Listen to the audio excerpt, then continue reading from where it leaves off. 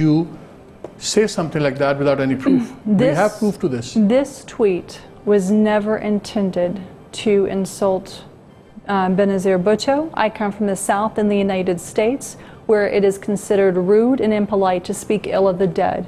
However, in context, when I was retweeting that video of when a woman was ordering the rape of this other woman from her guards, this reminded me of stories. As I said, it echoes stories of what I'd been told, and I clarified, and please read the clarification tweet. This echoes stories of what I was told by senior PPP leaders that almost seemed to have, they revered and feared the late Benazir Bhutto and had this grotesque obsession with women and rape.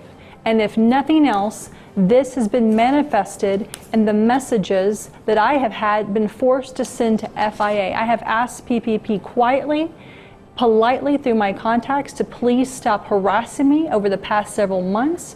But when they started targeting my sisters and my family, that is where I draw the line. And I began collecting and gathering my evidence. Sorry? And I began collecting and gathering even more evidence against them. I was reading your reply to the FIA notice and all. In that reply, you've not talked about any of your allegations about molestation, rape, and all that. Why? Because I'm going to do so at a bigger level. Sorry? Unfortunately, FIA has failed me in previous reports that I have filed. I expect professionalism. As an American, I try to handle things as I would in America. But unfortunately, this isn't America. The rule of law doesn't happen. People are bought here, unfortunately, as you well know. And the agencies, the investigative agencies, don't always do the job. If someone like me can be treated and harassed like this, imagine what the local people are having to endure. And let me say one final thing. The harassment, the horrific, the rape threats that other diplomats have witnessed, that we have recordings of, that come from members of the PPP. You say you've got messages and recordings and everything.